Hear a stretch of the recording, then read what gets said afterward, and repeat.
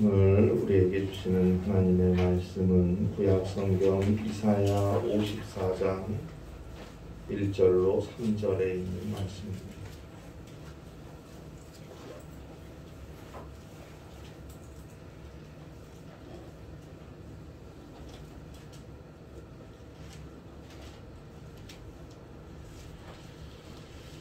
이사야 54장 1절로 3절입니다. 구약성경 1034면입니다.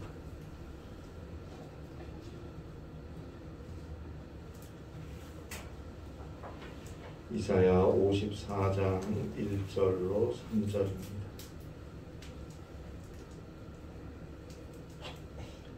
함께 한 목소리로 홍독합니다. 잉태하지 못하며 출산하지 못한 너는 노래할지어다. 산고를 겪지 못한 너는 외쳐 노래할지어다.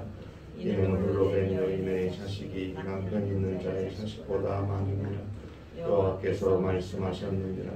내 장막터를 넓히며 내 처소의 휘장을 아끼지 말고 널리 펴되 너의 줄을 길게 하며 너의 말뚝을 견고히 할지어다. 이는 내가 좌우로 퍼지며 내 자손은 열반을 얻으며 황폐한 성읍들을 사람 살 곳이 되게 할 것임이라. 아멘. 이원규 시인이 지리산에서 산을 묘사한 말입니다. 그는 해마다 변하지만 마음은 항상 첫 마음이니. 지리산에서 생활한 지가 벌써 10수년 된 시인은 산에 대해서 모습은 변하지만 마음은 늘 항상 같다는 표현을 하고 있습니다. 그래요. 사시사철 산은 변합니다. 온통 푸르름을 뽐내다가도 어느새 울긋불긋 황금빛 단풍이 들고 그러다가 어느새 앙상한 가지만이 남을 때도 있고 또 그 가지 위에 눈이 수북하게 쌓여서 눈꽃을 피우기도 합니다. 그러나 산은 모습은 변해도 마음은 항상 그대로입니다. 항상 첫 마음입니다. 무엇이 항상 첫 마음이고 그대로라는 걸까요?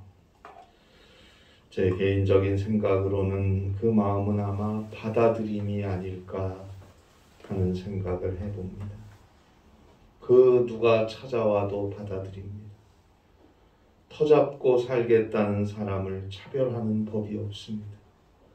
동물들도 꽃 한 송이 식물 하나도 산은 차별하지 않습니다. 바람이 불고 햇빛이 비추고 비가 내리고 그늘이 져도 피하지 않아요. 그저 묵묵히 받아들일 뿐입니다. 저는 여기서 어른이 된다는 말을, 어른이 된다는 것이 무엇인지를 생각해 봅니다.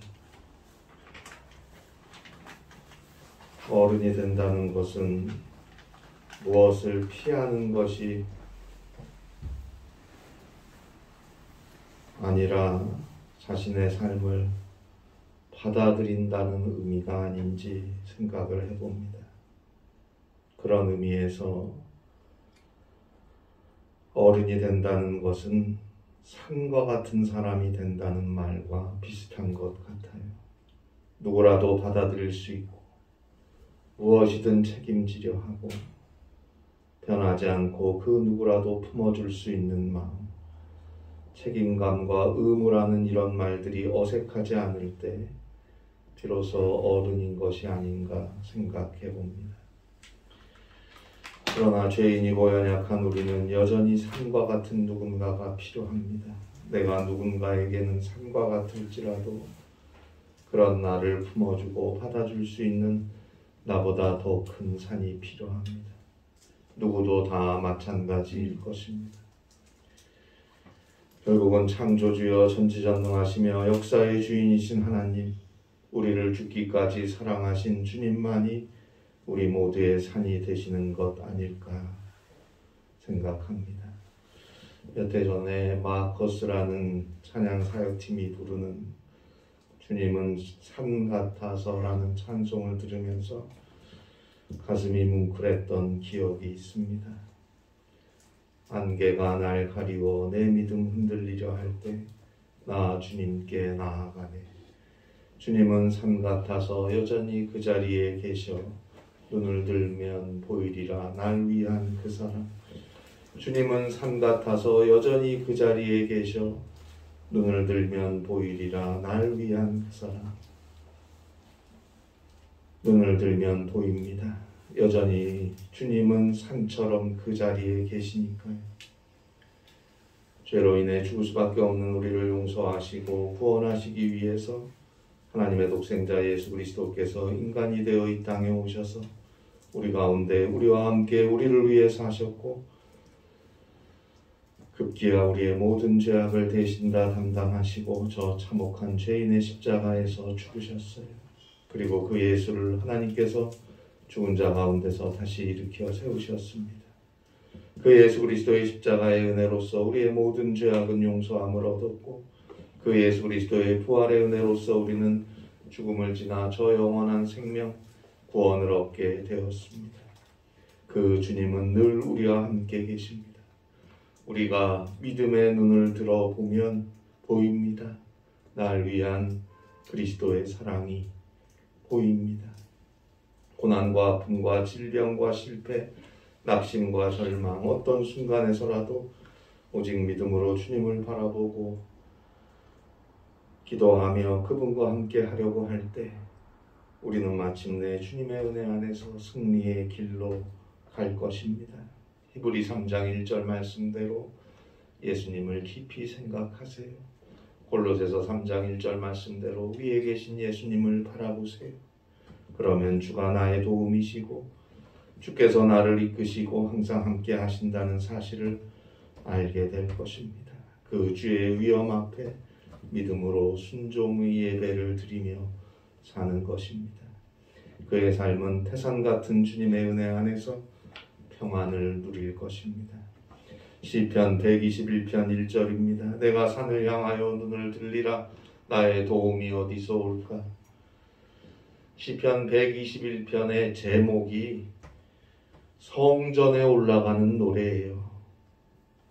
그러니까 여기서 사는 예루살렘 성전이라고 생각할 수 있어요. 그러나 궁극적으로 사는 하나님입니다. 하나님을 향해 주님을 향해 눈을 들어보세요. 세상을 향해 사람을 향해 문제와 현실에만 주목하지 마시고 이제부터 먼저 하나님을 보세요. 먼저 예수님을 쳐다보며 사세요. 그리하면 시편 121편 2절이죠. 나의 도움은 천지를 지으신 여호와에게서로다. 나의 도움은 오직 하나님이시다. 고백할 수 있게 될 것입니다. 오늘 성경 이사야 54장 1절입니다. 잉태하지 못하며 출산하지 못한 너는 노래할지어다.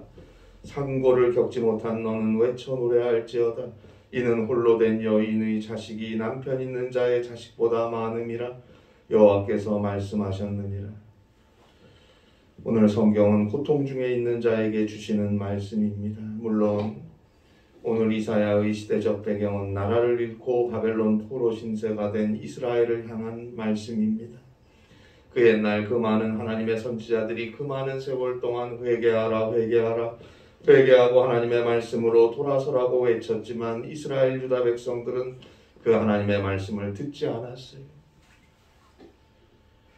그리고는 자기 생각과 자기 욕심을 따라서 우상을 숭배하고 물질을 쫓고 자기 갈 길로 갔어요. 하나님보다 세상과 사람을 의지하고 하나님의 말씀보단 사람 소리, 세상 소리에 더 귀를 기울이며 살았어요.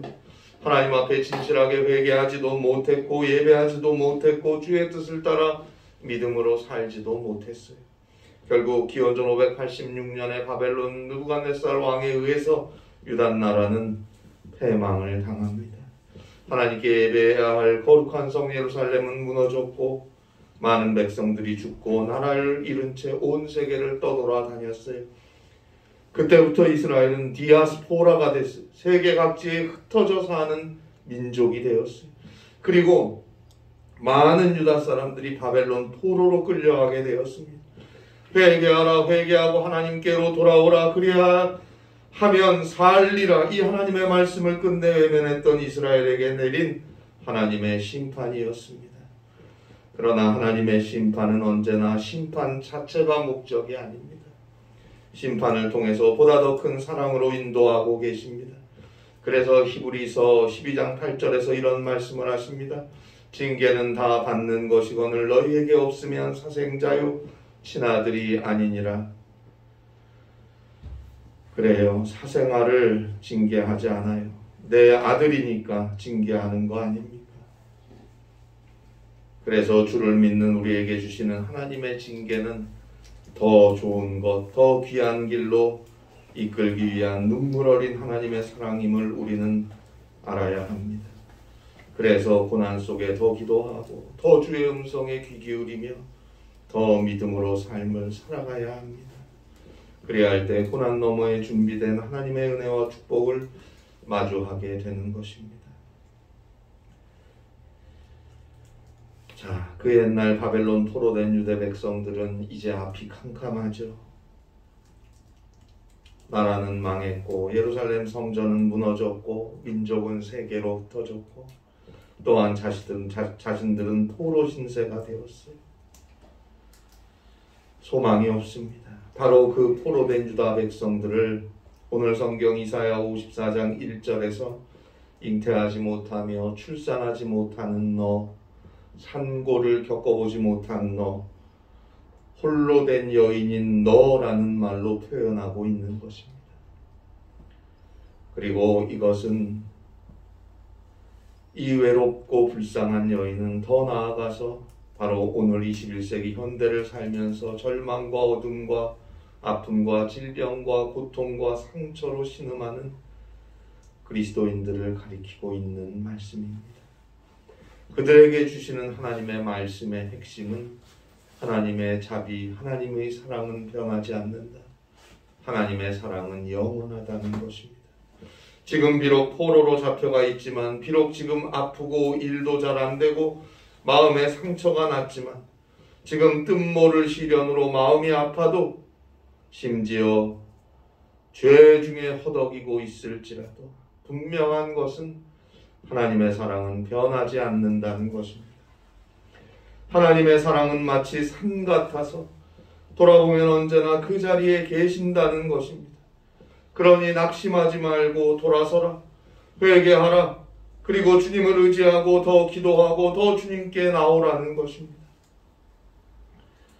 오늘 성경 이사야 54장 1절에 나오는 잉태하지 못하며 출산하지 못하는 너라는 말씀에서 아브라함의 아내였던 사라가 생각이 나죠. 하나님의 약속을 받고 부르심을 받고 나이 75세에 친척과 고향 아버지의 집이었던 갈대아 우르를 떠나 하나님께서 지시할 땅으로 가는 아브라함, 그리고 그의 아내 사라를 우리는 잘 알고 있습니다. 하나님께서는 아브라함에게 하늘의 별처럼 자녀를 주겠다 약속하셨는데 그 약속은 이루어지지 않는 것 같았어요. 그렇게 아브라함은 99세가 되었고 사라는 89세가 되었어요.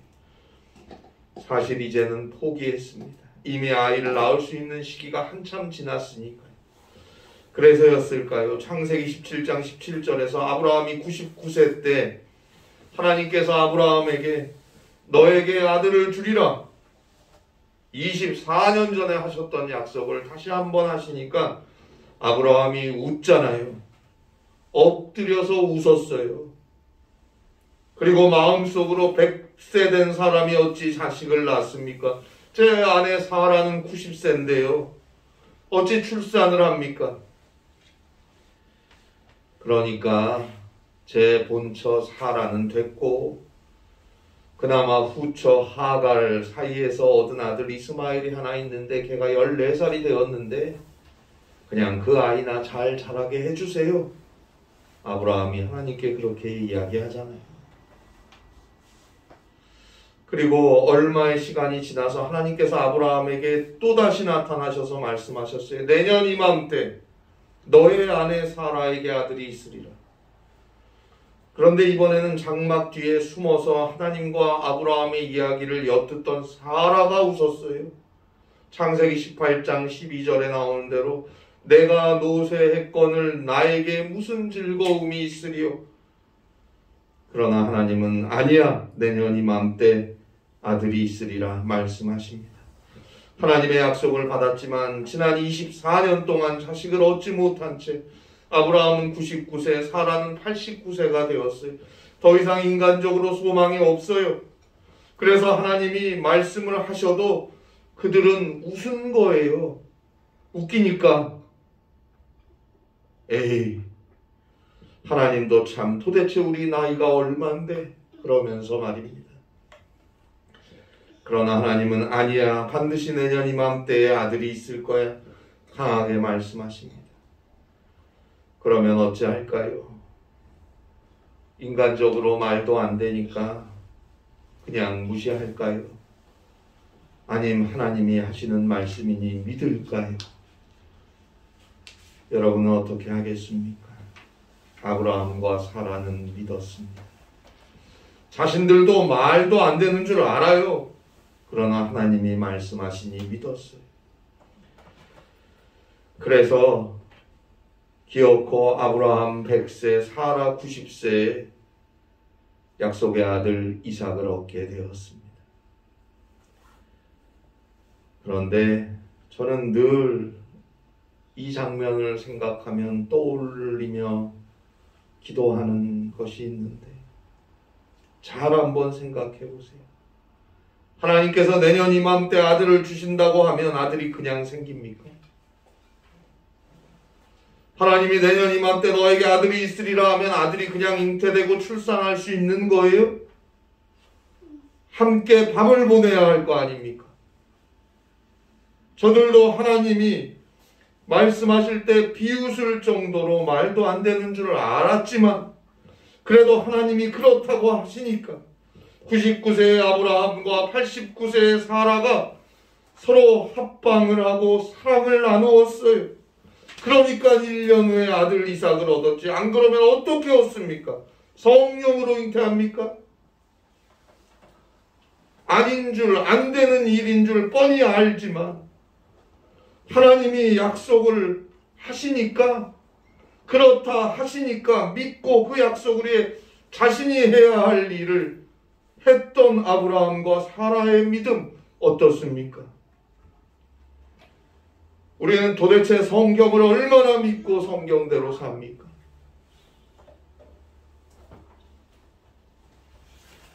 로마서 4장 18절에서 아브라함이 바랄 수 없는 중에 바라고 믿었다. 19절에 보니까 그가 100세나 되어 자기 몸이 죽은 것 같고 사라의 태가 죽은 것 같음을 알고도 믿음이 약하여지지 아니하고, 알고도 믿음이 약하여지지 아니하고, 몰라서 믿습니까? 알아도 믿음이 약하여지지 아니하고. 오늘 우리에게도 주님은 이러한 믿음을 요구하십니다. 똑똑한 척 하지 마세요. 누가 모릅니까? 안 되는 줄. 하나님이 말씀하시니 알고도 믿음이 약하여지지 않고 그 약속을 위해 자신이 해야 할 일을 하는 것입니다. 오늘 성경 이사야 54장 1절에 나오는 잉태하지 못하며 출산하지 못한 너, 나라를 잃고 바벨론 포로로 잡혀간 이스라엘, 오늘날 죄 중에 고통과 질병과 아픔과 슬픔에 신음하는 그리스도인들에게 하나님은 노래하라고 말씀하십니다. 이사야 54장 1절 중간에 보니까 그러한 우리에게 너는 외쳐 노래할지, 노래하라고 말씀하세요. 그것도 그냥 노래하라가 아니에요. 외쳐 노래하라. 큰 소리로 찬송하고 큰 소리로 기뻐하고 큰 소리로 감사하라 말씀하십니다. 아이고, 이게 도대체 무슨 말씀입니까? 내가 지금 나라를 잃고 포로 신세인데 내가 지금 얼마나 아픈 줄 압니까? 내가 얼마나 힘들고 얼마나 어렵고 얼마나 낙심이 되는 줄 알면서 도대체 그런 소리 하십니까? 비웃을 수 있습니다. 그 옛날 아브라함이 사라가 그랬던 것처럼 말입니다. 그러나 하나님은 다시 한번 분명하게 말씀하십니다. 무슨 소리? 홀로 된 외로운 버림받은 여인인 너가 낳은 자식이 남편이 있는 자의 자식보다 많을 것이다. 강하게 말씀하십니다. 그러면서 2절로 3절에서 장막터를 넓히고 처소의 휘장을 아끼지 말고 줄을 길게 하고 말뚝을 견고히 하라. 너의 자손들이 좌우로 퍼지고 너의 자손들이 열방으로 뻗어나갈 것이고 너희들로 인해 황폐한 성읍들이 사람 살기 좋은 곳이 되리라. 놀라운 말씀입니다. 그 옛날 아이 낳을 수 있는 시기가 한참 지나 탄산했던 사라가 기적적으로 이삭을 낳았던 것처럼 너희 이스라엘이 기적적으로 더 많은 자식을 얻을 것이고 이제 예루살렘으로는 그 자식들을 수용하기가 부족하니 더 넓게 퍼져나가야 한다. 이제 그 자식들은 온 세계를 이끌고 황폐한 성읍을 회복할 것이다. 그러니 노래하라. 기뻐하고 찬송하고 감사하라. 외쳐 노래할지어다 말씀하십니다. 이제 우리가 할 일은 노래하는 것입니다. 기도하고 찬송하고 감사하는 것입니다. 그리고 하나님의 말씀을 따라 장막터를 넓히고 말뚝을 견고히 하고 휘장을 아끼지 말고 줄을 길게 할 것입니다. 믿음의 경주에 최선을 다하라는 말이죠. 나의 삶에 먼저 그의 나라와 그의 의를 구하며 살라는 뜻이죠. 결국 이 하나님의 예언의 말씀은 이스라엘에게는 70년 만에 포로 귀환이라는 역사로서 이루어졌어요. 그러나 궁극적으로는 예수 그리스도로서 완성됐습니다. 죄로 인해 죽을 수밖에 없는 우리가 하나님의 독생자 예수 그리스도의 대속의 은혜와 부활의 은혜로 죄사함과 구원을 얻지 않았습니까? 예루살렘 이스라엘을 넘어서서 온 세계 모든 민족 모든 사람에게 죄사함과 구원이 이루어지지 않았습니까? 죄로 인해 죽어야 하는 모든 나라 모든 성읍 모든 사람들에게 생명과 구원을 주는 예수 그리스도의 은혜,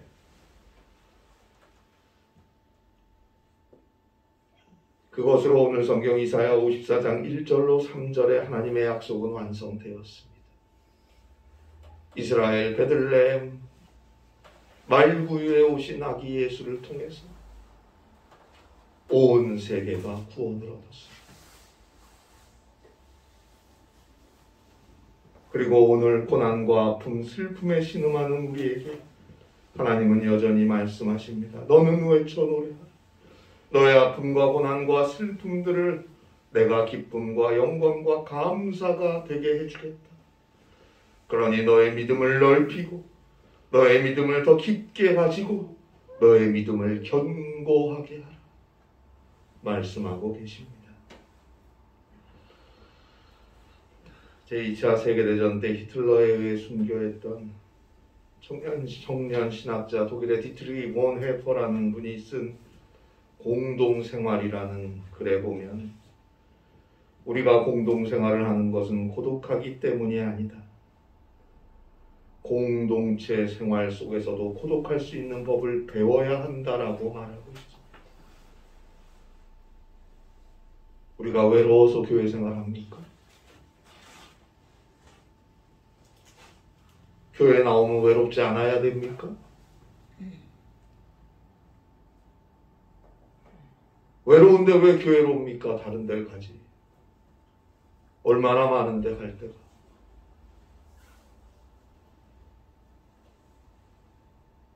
예수 믿는 우리에게 고독은 죄입니다. 고독할 수 없습니다. 예수님은 나 때문에 자기의 목숨까지 대속물로 바쳐버렸는데 어째서 나는 외롭다고 하고 있습니까? 우리가 교회에서 공동체 생활을 하는 것은 고독해서가 아니에요. 그리스도인은 고독할 수 없습니다. 그럼에도 불구하고 우리가 교회에서 공동생활을 하는 이유는 고독해서가 아니고 오히려 사람들 속에 함께 살면서도 고독할 수 있는 법을 배우기 위해서, 고독할 수 있는 법을 배우기 위해서 사람들로는 아무리 많은 친구가 있어도 채울 수 없는 나의 영혼의 고독이라는 걸 깨닫기 위해서입니다. 그것은 하나님 앞에서의 진실한 고독이고 하나님과 1대1로 만나는 것을 의미하는 것입니다. 한 생을 사람들 속에서 함께 어울려 살 것입니다. 사랑하며 살 것입니다. 행복하게 살 것입니다. 최선을 다해 사랑하세요. 기쁘게 즐기며 사세요.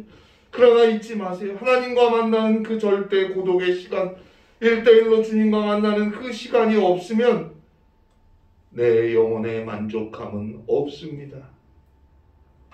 그 시간만이 우리를 참된 생명으로 인도할 것입니다. 사랑의 하나님, 은혜의 예수님, 언제나 그 자리에 계십니다. 내 옆에, 우리 옆에 함께하고 계십니다. 그 주님과 함께하는 고독의 시간,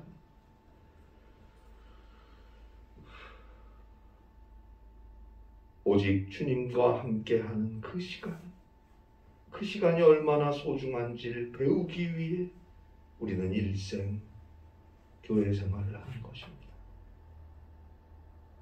그 기도의 시간, 그분의 말씀을 듣는 시간이 우리에게 꼭 필요합니다.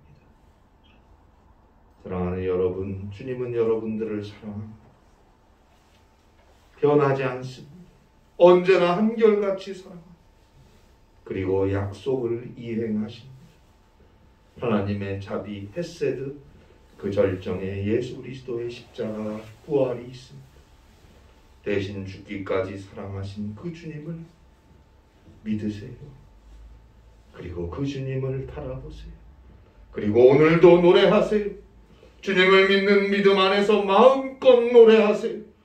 그 노래, 그 감사의 찬송대로 하나님께서 우리의 삶을 놀랍도록 축복하실 것입니다. 이 은혜가 함께 하시기를 바랍니다. 기도하시겠습니다. 하나님 아버지,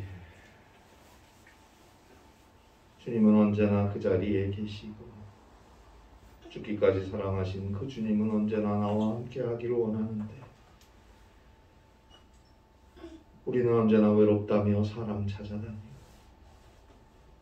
세상 쫓아다니느라 주와 함께 하지를 못합니다. 우리들의 부족함과 어리석음과 깨닫지 못함을 이 시간 회개하오니 불쌍히 여겨주시고 주님과 함께 할 수 있는 믿음의 사람들 되게 하셔서 변하지 않는 영원하신 주의 사랑, 그 은혜를 전하고 이루며 살아갈 수 있는 주님의 귀한 자녀들, 주의 교회가 되게 하여 주시옵소서. 예수님의 이름으로 기도하옵나이다. 아멘.